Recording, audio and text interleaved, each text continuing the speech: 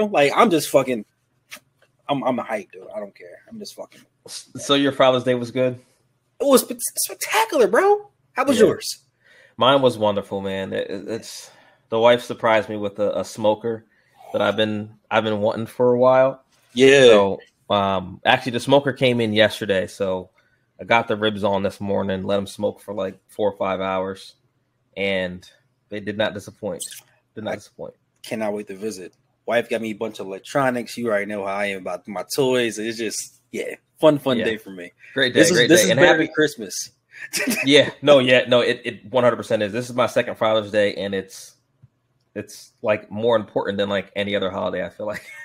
Absolutely. Well, happy Father's Day to all the dads out there. And welcome back to another episode of the New Block Nerds podcast. I'm your host, Chris, aka Prince, with the homie Darron, aka Medic Grizzly. Darron, how you feeling, bro? Best day ever, bro. I'm feeling good. Let's just get this cracking. Good. That's right. Yeah, because this is your first Father's Day, right? Yes, bro. That's right. You know how traditionally they get like the socks. You see the memes like, oh, you get nothing. So I was not expecting anything, bro. They showed out. Yeah, they showed out. Yes. Yeah. Next year, I can't wait. Yeah. I was gonna say she's 2 for 2 so far. I'm just like, I don't know how you're gonna keep this up, lady. But right. I gotta set my Mother's Day game up. I gotta step up next year. I gotta do something special for her. I'm not sure what though, but man. So, anyways, guys, we are here not to talk about Father's Day, as awesome as it is. I hope you guys had a great Father's Day as well. We are here to talk all things The Flash. So, Darron, this has been a movie that it feels like a decade in the making. Mm-hmm. It was supposed to come out as far back as 2018, 2019. Yes. We finally got it. Obviously, you guys know Warner Brothers has gone through some ups and downs, change of ownership, all those kinds of things. And so the film dropped. I was super excited to see it. And I felt like it did not disappoint. There were a couple of things that I had hoped that they were going to do from the comics that, of course, they were never going to do. But overall, for you, Darron, how did you feel about the film? Like, did you like it? Did you love it? Did you hate it? Bro, and you already know, we talked about this before. I went Thursday night. It's my first Thursday open night movie I've been to in a very long time. And it was like, all right, I'm anticipating it. I'm nervous because it's DC. I don't know what we're going to get out of it. Ended up being a very well production. I enjoyed it a lot. I enjoy the fact that they brought the old school flavor to it with the storyline that we traditionally wanted from the comic. I don't think they could have did it the way we wanted to. But they did their best twist on it. It was almost like the closing of the chapter of what was in the past. And you had the glimpses of the Wonder Woman popping in. Still mad they didn't have Henry pop up besides the computer generated one. But you see the Ben, and then you see the change in the guard, and then you even George Clooney. Like, you had every Batman, like, they touched everything to let you guys know that was the past, and moving forward, we are going to do a whole new world. And I was really pleased with it. Yeah, I think, we were talking about this a little bit over the weekend, just like our initial reactions to each other. Mm-hmm. I think it's honestly kind of perfect when this movie ended up coming out. It's kind of all the ups and downs it's gone through in the past couple of years is actually kind of a blessing in disguise, at least in my opinion, because we know that the universe is changing and James Gunn's going to do his own thing moving forward, right? And so those of you who don't know, The Flash is loosely based off of the Flashpoint comic book. That ran, I forget what year it came out, but and it really ushered in the New 52, right? So basically, long story short, Flash goes back in time to try to save his mom. It creates this whole chain reaction of a bunch of different multiverses and different timelines, stuff like that, to the point where, the only way it ends up being resolved essentially is for the entirety of the universe, of the DC universe, to get reset. And then it ushered in the New 52, which is, what was running for a long time in DC Comics. So I feel like that's essentially the same thing that they're doing with this movie. Mm-hmm. It is a multiverse movie. It is but not in the same vein as like what we're seeing in Marvel and what we're seeing with like the Spider-Verse movies, right? Where Marvel and Sony, they're like opening up their multi-universes, whereas the Flash, this is really just a bookend for the Snyderverse characters, essentially. In my opinion, that's kind of how I felt at the end of the film, was that like, okay, they're just closing the book here on this iteration of the DC universe, which I thought was cool. I mean, I did not anticipate them moving forward with not only just the universe, but some of the individual folks. Like, we knew Henry Cavill was never going to come back. Ben Affleck is already, he's already out and done. But it's interesting though, because at the end, like the post-credit scene, they bring Jason Momoa back as Aquaman, and it's the Flash is kind of explaining to him like, hey, for whatever reason, every time I go to like a different timeline, you're the only person who's like constant. Because like you said, George Clooney is Batman at the end of the movie. Yes, and that's a cool kind of like tongue-in-cheek, haha kind of joke. Yeah. But it does kind of explain a little bit about why Flash going back in time is so bad, because he's never going to be able to get back to the quote unquote regular timeline that he's from. He'll never be able to like replicate that again. Right. Mm-hmm. Which I think is the point. Again, bringing it full circle is just closing the book on that whole universe. So we're moving forward to something else. So like, I let's go back a little bit. The best thing about this film was not only the flashbacks, the visual concepts of everything. Yeah. So I ain't gonna lie, opening scene, when I saw the baby in the microwave, I was like, yo, what are we doing here? I got a little uncomfortable, but also shows you the Flash came in. This man, hot pocket, babies, dog, all these things at a time. It tells you really how fast this man is. And also explains later on, he can't really touch the babies because they'll make them throw up and shake and everything. Right. He has to use other objects and pass because it messes with your body. It changes everything you said. Everything about the Flash and the Flashpoint and actually the Speed Force, everything about it is inconsistent. You never know what's going to happen at all. You hope for the best, but you're going to end up with something totally different. Now, I can't lie, though. I thought Christian Bale was going to walk out of the freaking car. I did. I honestly, I knew it was going to be a different actor. I knew it wasn't going to be Ben Affleck. Yeah. I'll admit, I did not see George Clooney. I did not see that coming. I thought it was like, yo, Christian Bale. He go perfect. Go walk into him. You got the Batman you want. This is and it's not.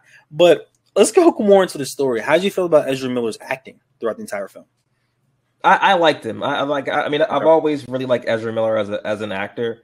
I like him as Flash. I feel like of all the people in this iteration of Justice League, Flash sometimes very commonly in the comics is the comic relief of the group.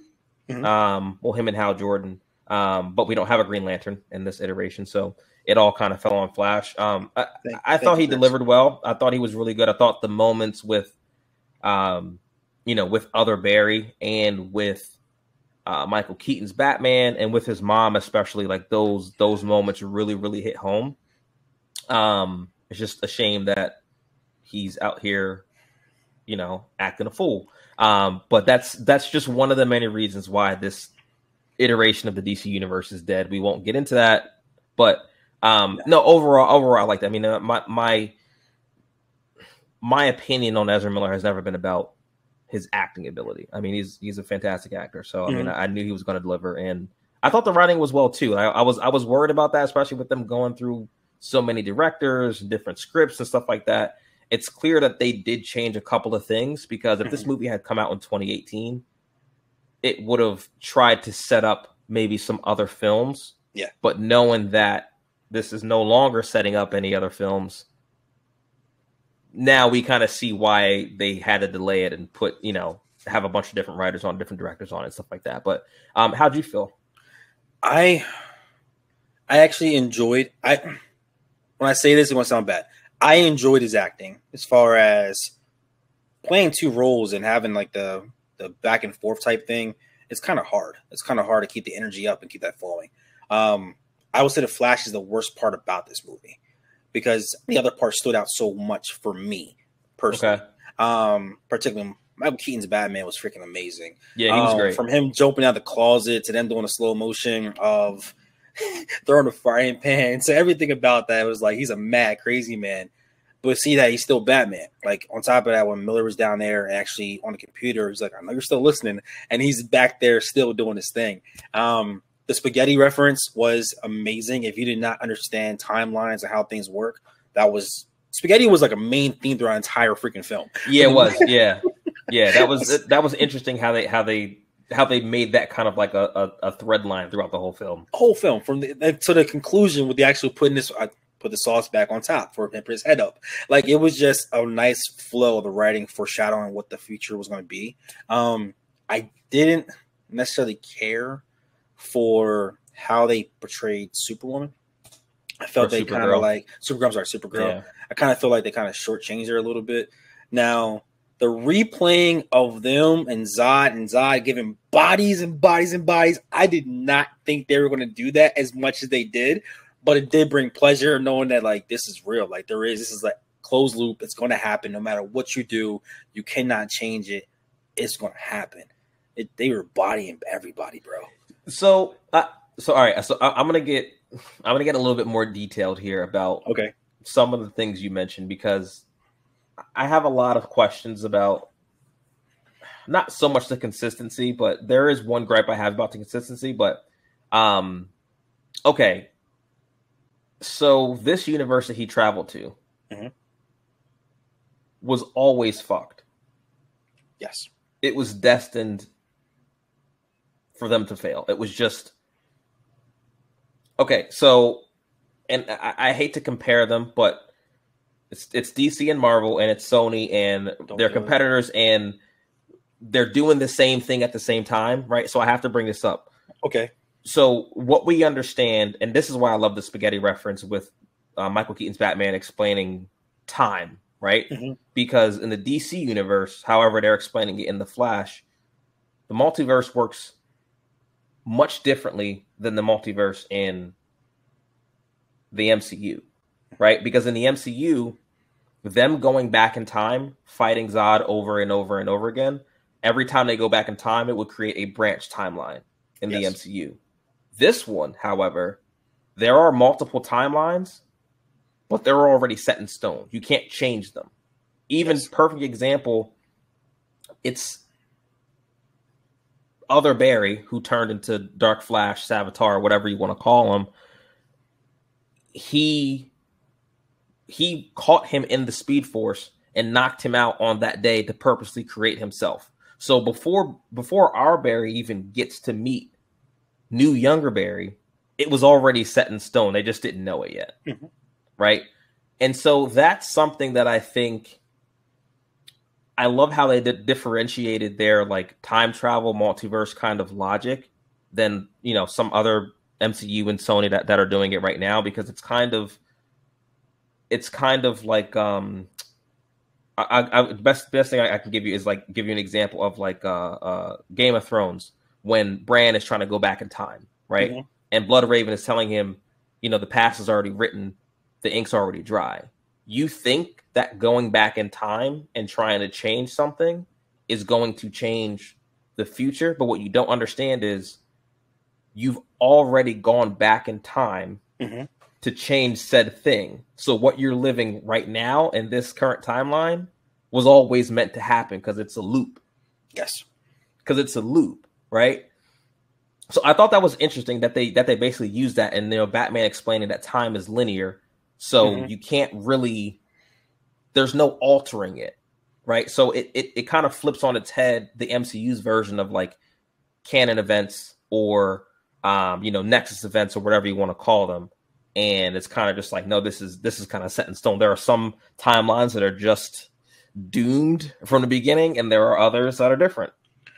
And that's the part that's also kind of like, I guess, a knock against this film, is that you're telling me that Evil Flash purposely did this to create him to a timeline that he already knew was doomed, that he couldn't fix it.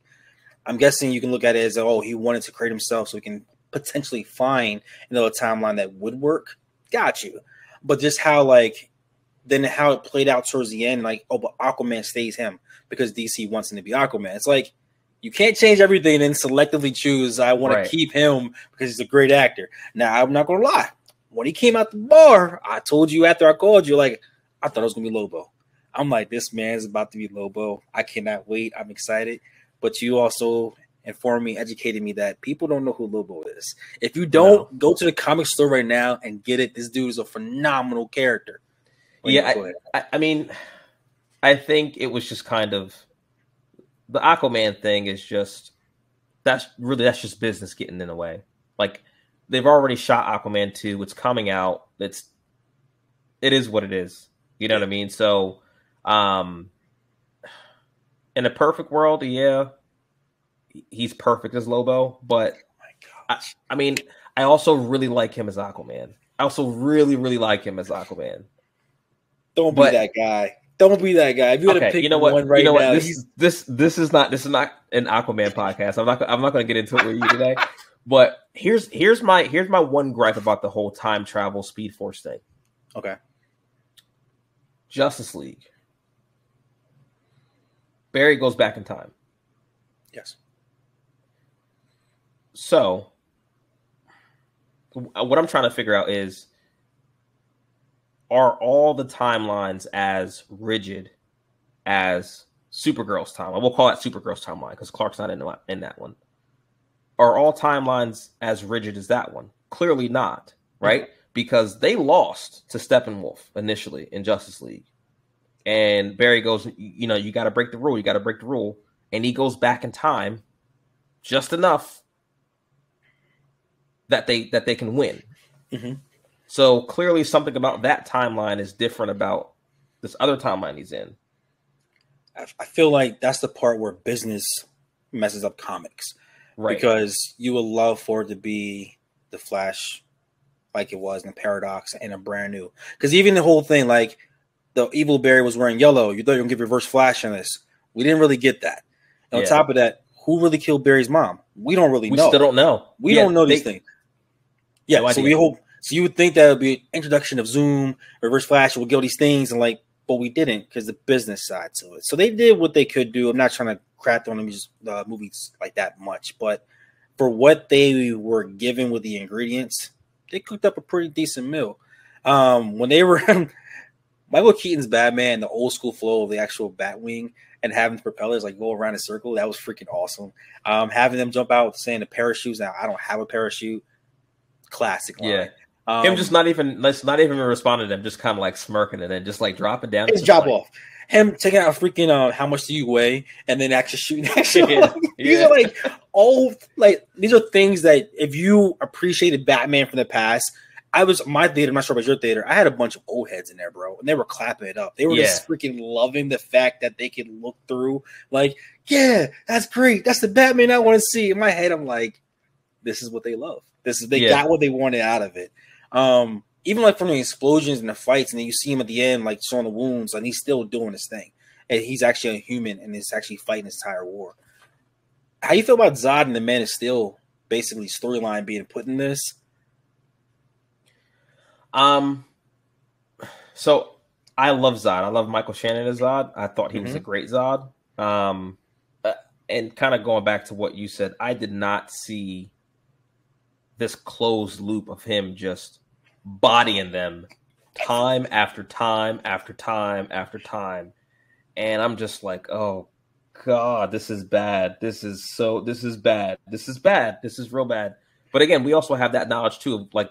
We saw Justice League. So we've seen Barry go back in time and change things, which is what New Barry was trying to do. He just got stuck thinking that he could save it. And I understand, right? I understand because if you have that power and you know that if you don't stop Zod, the entire world's going to be destroyed. Of course, you're going to keep going back and trying to fix things. But I think that was kind of a lesson for our Barry to realize, hey, I have this power where I can actually travel so fast that I travel through time, but that doesn't mean that it's a fix all for any issue that I come across, right? And I think that's something that Flash had to learn in the comic books too, right? Which I think is a very good parallel. It's just look, you can't just because you have this power doesn't mean that you can fix everything. Mm-hmm. You can't, and it's just, it sucks, but it's also, it's that age-old kind of cliche with superheroes where it's just like, look, yeah, you have all this power, but with these powers comes sacrifice. Yes. And him having to go back and take the tomatoes out of his mom's cart, knowing that's gonna kill her, that sucked, man. Like, that sucked. I was like, yo, I'll be honest, I might be Dark Flash. Because I just like, no, there's gotta be a way to fix this. There's gotta be a way to fix this. Yo. So I get it. It sucked. But yeah, how'd you feel about? I thought it was done well. I have some more highlights to the whole thing when Barry lost his actual powers in the actual original thunderstorm and lightning storm, and he's like, "I'm slow," and then you saw him run around in a circle, and then you see him smack himself in the wall, and I'm like, this is probably how he acts during he's actually shooting the scenes of this. This is how he runs. Yeah, this is how it looks in real life. Yeah. Yes. And then seeing him trying to like squish his face through, that was brilliant. And then towards like the end, you did mention about like him like when she gave him the hug in the grocery store, bro. Yeah. And like all you see is like him and like I feel like the mom knew something was going on. Like she knows, like, and just like, damn, bro. Like there is It's happening. Like it's that was tough, but kind of like changing pace here. I did like how they very subtly introduced a lot of different like nuances to Flash's powers, like him phasing, like when he walked into the door the first time and he started going like this. Yes, and I was like, oh, he's doing the thing. Like that's something that I feel like people who are not comic book heads don't understand. Like about Flash he's not Quicksilver. No. Like he's not just, he can just run really fast. Like, no. Like you saw him like make cyclones and tornadoes and literally run through time and move so fast that he can phase through fully solid objects. Right? Like those are things that I think really makes Flash be on a level with like those other people in the Justice League. You know what I mean? Yeah. I like that they gave us a little bit of that in this movie. The flashback, even having Nicolas Cage and his whole Superman thing, that was hilarious. Like it was so bad. Like and like it showed old school videos, like how they wanted him to wear that suit, had the long hair, and just the original Flash, the original Batman's, showing the worlds collide and like destroy, and how like, hey, this is all saying goodbye. We're gonna farewell. Hats off to you guys. How do you feel about the ending? Because I told you, I was like, wait, is he still gonna be Flash? And you brought up a good point. Let you speak to the fans about it. Like the ending is, I guess, perfect for DC, and you want to tell them why? Yeah, it is perfect for DC because you kind of leave it open, right? Because it's very much, at least what I took from it, it's very much like a closing the chapter of the Snyderverse iteration of the DC universe. But because the post-credit scene where he's kind of talking to Aquaman saying, for whatever reason, you are the only thing that's constant. Like Bruce is different. There wasn't a Clark in some of these timelines. There's not a Wonder Woman in some of these timelines, but for whatever reason, you always exist, right? So I think that gives DC the flexibility to say, okay, if we want to keep Ezra Miller as Flash, which I don't think that they will. I think there's just too much heat. But if we wanted to, we could. And obviously they're keeping Jason Momoa on for Aquaman for at least this next film. So even in Flashpoint, when it reintroduced like the New 52, there were some elements from the previous iteration of the comics that they kept going forward, and some things they changed, right? And again, we've talked about this on the pod before. The Flash is your universe reset button. Yes. And so it's a perfect setup for them to now, they have a clean slate now officially in the universe where they can say, okay, this new iteration of Justice League is in a completely different timeline. Yeah, because you made a good point when we were on the phone. You were like, what timeline is Barry technically in? We don't know. So it gives the wiggle room for them to the director be like, you know what? We have a new Flash. And the reason we have a new Flash is because Barry's in that timeline because they choose not to go back with Mr. Miller as the actor. But they can decide, like you said, go back to him and still have him there in that time point. So that was a perfect business move, business decision. But moving forward, you're saying Blue Beetle is your starting point, bro. Like Blue Beetle was the starting point. Blue Beetle is the starting point. If you consider Aquaman a part of the closing chapter, farewell, curtain call, then the next level is Blue Beetle. Yeah, and we talked about this on the pod with it can be a good thing or it can be a bad thing. Why can it be a bad thing? I'll give you guys the good thing last. I'll be optimistic. It can be a bad thing because outside of people who read comics like me and you who like reading comics, not a lot of people know who Blue Beetle is. They just don't. So it's going to be tough, I think, to get people in seats to see this movie just because it doesn't have the name recognition. But it could be a good thing because you're not starting off with like how the Snyderverse started off with Man of Steel. Those, I mean, and while I thought Man of Steel was really good, and I think it's criminally underrated as a comic book film, yes, it wasn't received well. So the rest of the universe was kind of doomed from the start, right? Like if you're starting a new universe and you start with Superman, even if you have movies planned out for the next 6-7 years, if it sucks, you might as well cancel the whole thing. Yeah, because no one's going to give a damn anymore, right? So like introducing Blue Beetle first gives them kind of like all right, we're just warming up. Yeah, that's it. We're just warming up. We're just kind of testing some things, seeing what works, seeing what doesn't work, right? I think there's going to be, especially with like the way that his suit works, there's going to be a lot of like technical things that they're going to try, right? That maybe they can use for future movies. Like the suit. It looks like it's going to be CGI. Well, some of it's going to be CGI, and some of it's going to be practical. They do have a real suit, yeah. Maybe this is a test run for how they want to do Green Lantern suit one day. Oh, you're a jerk. Jerk. I'm just saying. Oh my gosh. I'm just saying. We know James Gunn is planning to do a Green Lantern. So you have to. I mean, if you're going to try some stuff out, Blue Beetle was the person you don't try new things with Batman and Superman and Wonder Woman. You don't roll the dice with them. I got that. I would say visually, whoever I can't think of the name of the person or the team that did it, if they were to visually take the cast and the crew from this Flash production and move forward, because I thought it was beautiful. Even from him being the center with the actual going back in time, like a Coliseum, and like everything is like on top. I freaking loved it. Blue Beetle can potentially be DC's new Spider-Man. The age gap, everything. I know you don't. Hear me out. I get what you're trying to say, but I feel like you shouldn't say that. I know it's a stretch. Like, maybe you get punched in the face for saying this. Fan-wise, nowhere near Spider-Man caliber. I get it. But as far as, like, potential Guardian of the Galaxy, like, sleeper-type movie that everyone loved and enjoyed, and they kept going back only because it was a fun movie, it wasn't so serious, that is what this could be. And with the age bracket and as far as, like, the slots they can put him in, he is kind of that realm. I know it sounds crazy and weird when I say this, but if this movie does very well, they're going to try to use him like that. Because they don't have anyone else in DC. That's the middle age gap. Nightwing's not available. Like, you got to like think about what they have. Right. He's the only piece that you could put in right now and make a fun, adventurous, middle age type thing. Well, and then the kids will love it. The people who are mature have got content as well. His heritage on top of that. It's kind of fresh. So it's.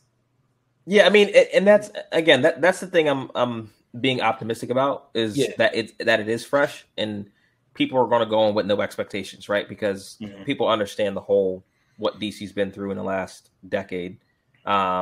Which, by the way, they released Flash like within the same week a decade ago as Man of Steel came out. Which, I don't want to get into it again, but the fact that DC never made another, you know what? We're not going to get into it. We're not going to get into it. Anyways, back to Flash. If you guys have not seen Flash, please go see it. It's actually a good film. Well, we just spoiled the whole movie for you. So. Hey, but still, you still enjoy it. How did you feel about Iris West in this? I felt like they could have cut her scenes. Like I didn't feel like she lent anything to the story. I like her a lot, but I just didn't feel like Iris West was needed. I like her as an actor. I do. I feel that this was another thing of she probably had more scenes and they were probably cut. Yeah.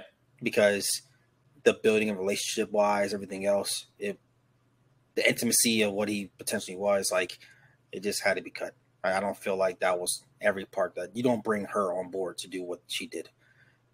Yeah. I agree. I agree. There's probably a whole nother movie somewhere on the cutting room floor that had a bunch of different things in it, and it was leading to a whole new direction. Because she was in Justice League.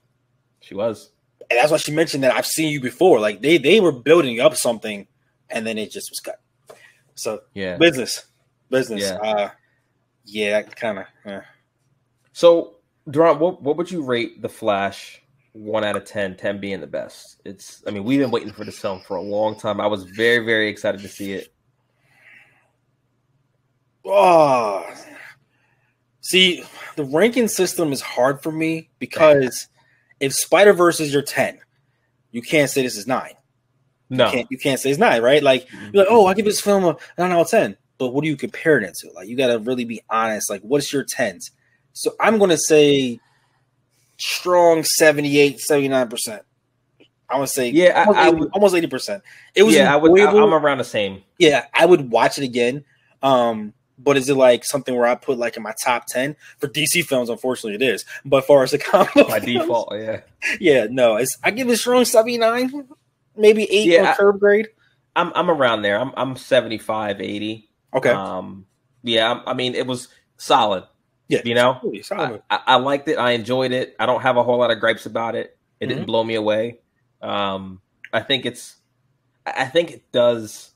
is hurt a little bit by just 2 weeks ago we had another multiverse movie that is far superior in every single way. Timing was bad. And that's not a knock on The Flash, because like these Spider-Verse movies are like some of the best comic book movies that we've ever seen. So that's not a knock on The Flash. The Flash was good. It was good. Yeah, it just like that's all I can really say about it. It was good. I'm not gonna buy it. No. I'm just being honest. Yeah, no. Sorry. I'm not gonna buy it. No, I'm not gonna buy it. If it's on TV, I'll watch it. Yeah, I'll watch it. I'll check it out. It's cool. You know what I mean? I'll watch it for like, some Michael Keaton nostalgia, and that's pretty much it. Like, some other things that we as like DC comic book heads we really like, we really enjoy. Mm-hmm. But yeah, solid film. 7.5 out of 10, 8 out of 10 at best. I enjoyed it. I'm very interested to see where DC's going to go from here. I don't think we're going to hear from or anything about Ezra Miller for a very long time. I think they would be foolish to bring him back. Mm-hmm. That's just my opinion.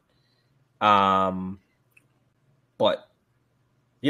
anything is possible. I mean, they're just starting completely fresh, and that's probably the biggest reason why I think they won't bring him back. All the other nonsense aside, is they just want to start fresh. They're doing everything. They're doing everything different. Because you even look at like James Gunn's slate. I don't think he had any Aquaman movies on there. No. So I think this next Aquaman movie, because they've already shot it, they've already spent money on it, they're going to put it out, but they're going to let that kind of like the effect of Jason Momoa being Aquaman die off for a couple of years before they greenlight another Aquaman movie. But everyone's going to be different. I still don't agree. Well, maybe the movie's going to prove me wrong. They should have flipped it. Aquaman should have been before the Flash movie. This should have been the last movie that we are talking about outside of Matt Reeves' Batman. Because how is it going to play into the story unless you bring Miller back? Because it doesn't make sense to me. It doesn't at all. I agree. Yeah, and again, we haven't seen the movie, so maybe Jason Momoa is just going to kind of pick up where he left off.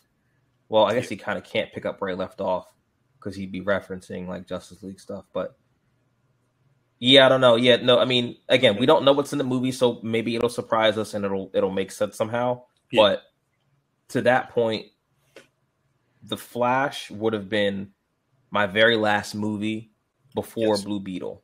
Absolutely.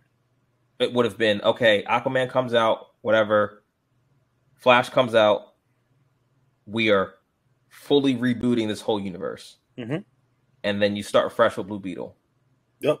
And then you got rid of a whole cut end scene. Had been done. The actual after credit scene, there'd been no need for it. If you want Jason, bring Jason back, you just bring him in a new movie and say, "Hey, I'm still here," and nobody would knew who the heck he was. But anyway, that's all it is. Interesting. Yeah. So I mean, I guess we'll see. But overall, enjoyed the Flash. Like Ron said, won't be buying it, but I'll check it out when it comes on TV. yeah. Matinee was a good price for it. Yeah. You got anything else, man? Nah, please subscribe, comment, let us know how you feel. We're putting out a lot of content now. I'm looking forward to this. Yeah. I'm really looking forward. We'll definitely be back for Blue Beetle when that drops. So keep an eye out for that. But Darron, it's a pleasure as always, bro. Yes, sir. Peace and love. We'll catch you guys on the next one.